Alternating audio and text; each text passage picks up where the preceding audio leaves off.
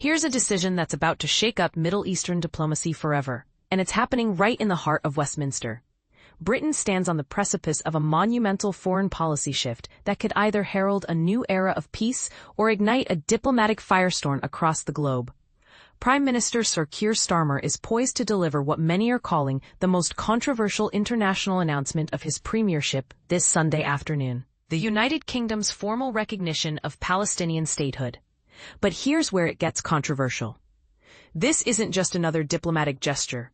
This represents a dramatic departure from decades of British foreign policy, where previous governments consistently maintained that Palestinian recognition should emerge organically from successful peace negotiations, not be declared unilaterally from Downing Street.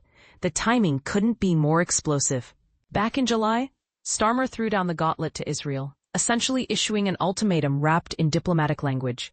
His message was crystal clear: achieve a ceasefire in Gaza, commit to sustainable peace negotiations that pave the way for a genuine two-state solution, or watch Britain fundamentally alter its Middle Eastern strategy come September. Well, September has arrived, and the Prime Minister apparently believes Israel hasn't met the mark. And this is the part most people miss. Government insiders are painting a picture of moral imperative driving this decision. They're arguing that Britain has a responsibility, almost a duty, to keep the flickering flame of long-term peace alive in a region where hope seems to be dying by the day. The reaction has been as fierce as you'd expect. Israeli Prime Minister Benjamin Netanyahu hasn't minced words, essentially accusing Britain of rewarding terror. Through this recognition, conservative voices are echoing similar sentiments, while hostage families are pleading with Starmer to reconsider, arguing that this move actually makes their loved ones' situations more precarious. But what's really driving this decision? Government sources paint a grim picture of deteriorating conditions that have reached what they describe as unbearable levels. The images emerging from Gaza, showing widespread starvation and escalating violence, have reportedly haunted the Prime Minister, who has previously characterized the situation as intolerable. Israel's recent ground operations in Gaza City have been described by United Nations officials using the word cataclysmic, a term that doesn't get thrown around lightly in diplomatic circles. These operations have forced hundreds of thousands of civilians to flee their homes, creating a humanitarian crisis of staggering proportions. Here's where things get even more complicated. Earlier this week, a UN Commission of Inquiry dropped what many consider a diplomatic bombshell, concluding that Israel had committed genocide against Palestinians in Gaza. Israel has vehemently rejected these findings as distorted and false, but the timing couldn't be more significant for Britain's decision-making process. Justice Secretary David Lammy, who was serving as Foreign Secretary when this recognition pathway was first announced in July, has been particularly vocal about another factor driving this decision: the continued expansion of Israeli settlements in the occupied West Bank. These settlements are universally considered illegal under international law, yet they continue to grow. Lammy specifically highlighted the controversial E1 settlement project, which critics warn would essentially drive a coach and horses through the possibility of a two-state solution. In other words, this particular settlement expansion could make the creation of a viable, contiguous Palestinian state practically impossible. Palestinian Authority President Mahmoud Abbas welcomed Britain's recognition pledge during his recent visit to meet Sir Keir earlier this month. Notably, both leaders agreed that Hamas, the organization that triggered the current crisis through its October 7, 2023 attack, would have absolutely no role in governing any future Palestinian state. But here's where the political drama intensifies. Conservative leader Kemi Badenoch, while expressing support for a two-state solution in principle, has been scathing in her criticism of the timing. Writing in The Telegraph, she argued that recognizing Palestinian statehood without the release of the hostages would be a reward for terrorism. The families of hostages taken by Hamas have made their voices heard through a heart-wrenching open letter to the Prime Minister. They're arguing that the mere announcement of forthcoming recognition has dramatically complicated efforts to bring home our loved ones.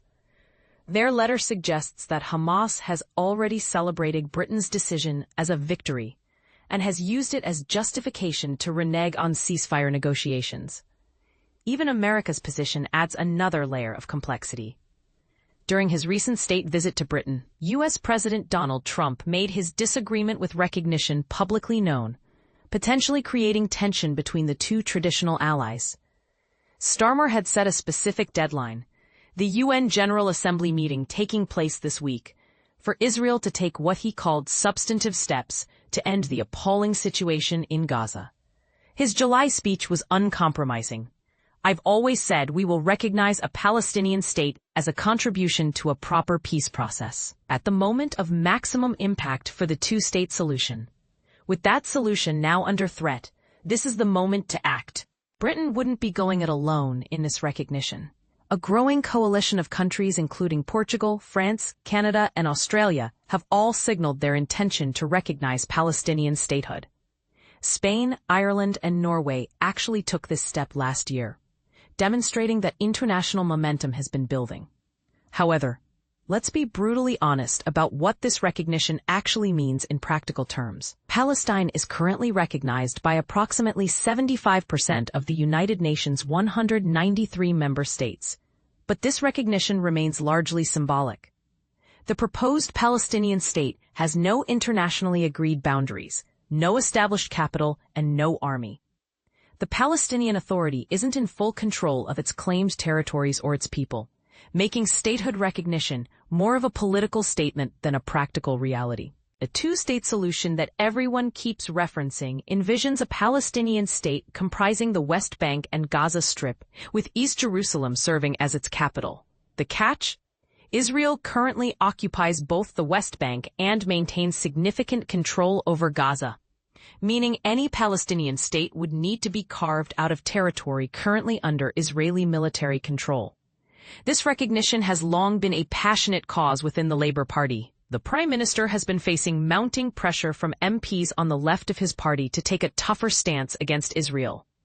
Just before his July speech outlining the pathway to recognition, more than half of Labour MPs signed a letter demanding immediate Palestinian state recognition.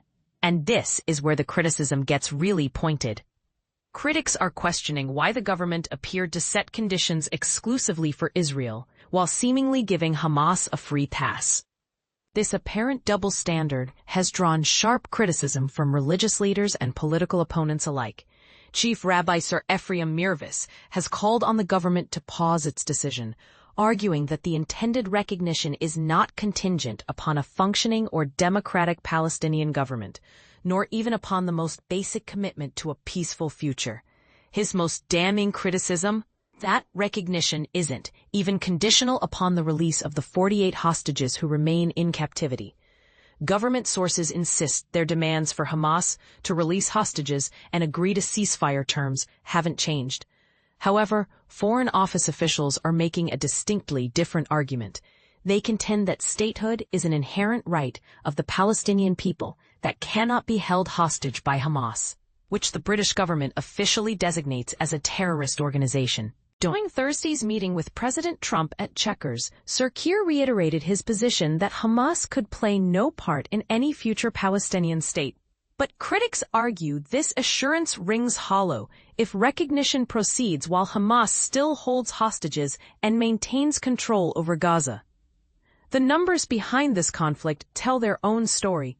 Israel's military campaign began in response to Hamas's unprecedented attack on southern Israel on October 7, 2023, which killed approximately 1,200 people and resulted in 251 individuals being taken hostage. Since then, at least 64,964 people have been killed in Israeli attacks on Gaza, according to the territory's Hamas-controlled health ministry. So here's the million-dollar question that's dividing opinion across Britain and beyond. Is Starmer's recognition of Palestinian statehood a bold moral stand that could help revive peace prospects? Or is it a premature political gesture that rewards terrorism and undermines hostage negotiations?